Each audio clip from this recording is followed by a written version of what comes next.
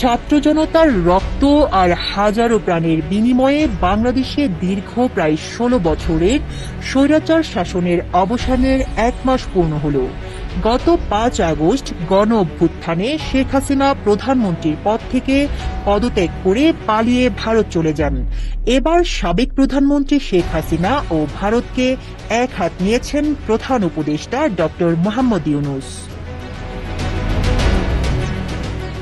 বৃহস্পতিবার ঢাকায় নিজের সরকারি বাসভবনে ভারতীয় সংবাদ সংস্থা পিটিআইকে সাক্ষাৎকার দেন ডক্টর ইউনূস।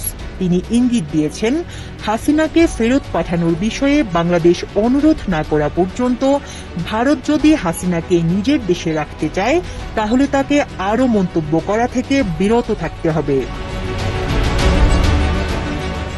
অধ্যাপক ডক্টর মোহাম্মদ ইউনূস পিটিআইকে বলেন, ভারতের সঙ্গে শক্তিশালী সম্পর্ককে বাংলাদেশ সম্মান করে। এই কারণে হাসিনা ব্যতীত বাংলাদেশের সবাই ইসলামবাদী এবং শেখ হাসিনা ছাড়া দেশ আফগানিস্তানে পরিণত হবে। নয়াদিল্লিকে এই ধারণা থেকে বের হতে হবে। ডক্টর ইউনূস বলেন, ভারতে শেখ হাসিনা অবস্থান করায় কেউ স্বাচ্ছন্দ্য বোধ করছে না। বিচার করার জন্য বাংলাদেশ তাকে ফেরত আনতে চায়। তিনি ভারতে রয়েছেন এবং সেখান থেকেই মাঝে মাঝে বক্তব্য দিয়ে সমস্যা তৈরি করছেন। তিনি চুপ থাকলে মানুষ তাকে ভুলে যেত, কিন্তু তিনি ভারতে বসে কথা বলছেন এবং দিক নির্দেশনা দিচ্ছেন। এটা কারো পছন্দ নয় বলে জানান ডক্টর ইউনূস। অন্তর্বর্তী সরকারের প্রধান উপদেষ্টা মূলত গত ১৩ আগস্ট হাসিনার দেওয়া বিবৃতির কথা বোঝাতে চেয়েছেন। সেই বিবৃতিতে বাংলাদেশের সন্ত্রাসী কর্মকাণ্ড, হত্যা ও ভাঙচুরের সঙ্গে জড়িতদের তদন্ত, চিহ্নিত ও শাস্তির আওতায় আনার দাবি জানান হাসিনা।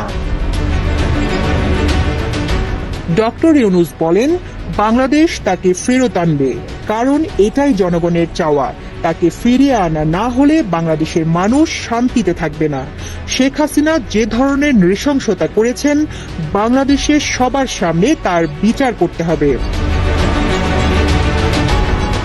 ছাত্র জনতার গণ অভ্যুত্থানের মুখে গত ৫ আগস্ট পদত্যাগ করে ভারতে পালিয়ে যান শেখ হাসিনা।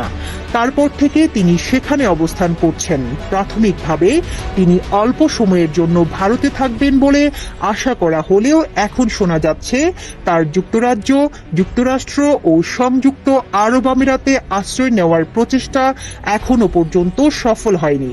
ভারতে হাসিনার অব্যাহত উপস্থিতি অন্তর্বর্তী সরকারের সঙ্গে একটি শক্তিশালী সম্পর্ক গড়ে তোলার ক্ষেত্রে দিল্লির জন্য চ্যালেঞ্জ তৈরি করেছে।